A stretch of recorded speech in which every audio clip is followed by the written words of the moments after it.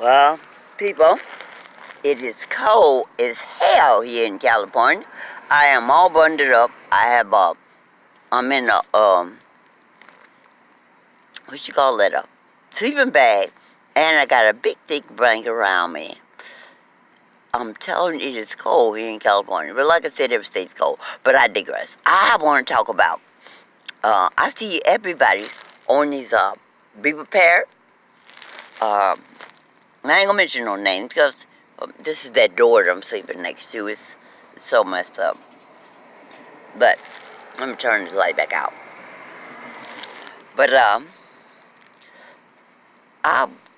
listening to the videos and everybody's talking about be prepared, and that's true. You need to be prepared.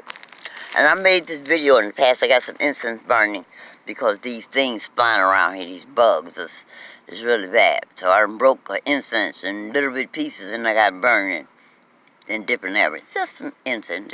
Usually they don't get hot. They don't drop ash or anything. So they can't burn up anything because they just flame a little bit and then they go out. Because say it doesn't drop ashes. It doesn't, it's really not that hot. But, and it's on concrete, so it can't burn up anything. Let me show you. Well, I can't get the light, but it doesn't drop ash. I like these incense because, some incense you burn, the ash falls and the ash be hot, but these doesn't drop ash. But at any rate, I'm looking at all these videos of everybody, even these financials and everybody else, saying, buy gold and silver, be prepared, buy food, gold and silver. But my thing, as I said in 2015, if you get hungry, you can't eat gold and silver. If you run out of food, who needs gold and silver in a situation of martial law or war? Who needs gold? What can you do with the gold? Nobody's going to trade you or barter with you for gold because it will be no good unless you like Jerry or you Mr. T. Then that somebody might give you something for your gold or silver. Otherwise, it won't do you any good. But another thing I want to talk about that's been on my mind, and I thought about this while I was locked up in West Valley. In case of emergency, our emergency alarm system will go off. But what would you do? What would you go if the emergency alarm system went off? Number one, you would head to the store, try to buy food, head to the bank, try to get money, try to get gas. The lines would be so long, there'd be no food, no water, no gas. ATMs would be shut down, the lines would be so long if they were open. So what is good is our emergency alarm system, unless you want to wind up in the FEMA camp. So, my thing is, Putin in his country, they talk about Russia and they talk about Putin. But Putin in 2016 was preparing shelters and stocking them for his people in case, because at that time we were talking about war.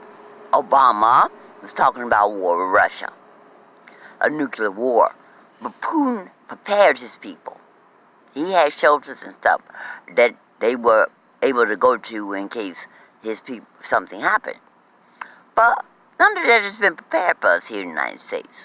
So emergency broadcasting system really would be meaningless to us. It'll let us know that a bomb's coming, but where will we go?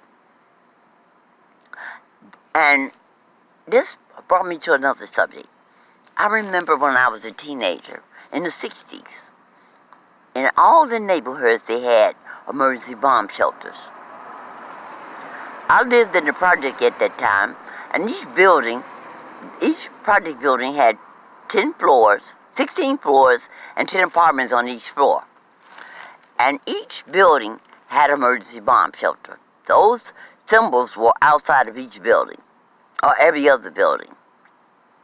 And in neighborhoods, it wasn't too far that you had to walk before you saw the signs that says bomb shelter, emergency shelters. This was in the 60s. Kennedy implemented a lot of those shelters during that that thing, the Bay of Pigs or wherever it was. But those shelters were supplied with all kind of blankets, water, medications, foods, anything you can name to keep citizens of the United States safe underground in them shelters. And at that time, they did not know how long a nuclear war would last or how long we had to live underground for this radiation. So those bomb shelters were fully stocked. Now, I come to this point. I want to know what happened to all that inventory, all that stock, but that was in them emergency bomb shelters. All the medications, all that food, all them blankets, all that water, all. If anybody can come up with the answer of why those emergency supplies and all of those bomb shelters disappeared without a whisper. I've tried to look it up on Google. I've tried to look it up on YouTube. Nobody has the answer of what happened to those trillions of dollars worth of emergency supplies. Alright guys, but as I said, Putin looking at these people. We don't have the same thing here in the United States. Emergency broadcasting system would do us no good because we would have nowhere to go. Alright people, be safe. Oh, the most important thing I'm going to say when I brought it up in the beginning was the gold and silver. Do not invest in gold and silver. The most amazing thing you can buy was you can barter and you can look after your family and friends, seeds. I've said it again and again. I've told my friends in 2015, I made the video in 2015, buy all kind of seeds, save your fruits and vegetables, takes all kind of seeds out, save the bottom of a cabbage will grow back. If you cut that core out and put it in water, it will root. Celery will root, cabbage will root, onions will root. Make your food work for you.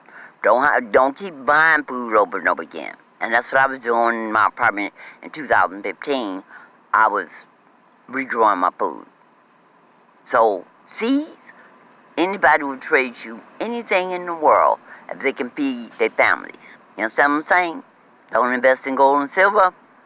Buy seeds, all kind of seeds, even if you don't like the vegetable or fruit. And don't tell them what another person might give you for those seeds. Alright guys, I love you, be prepared, be informed, be aware. Bye-bye.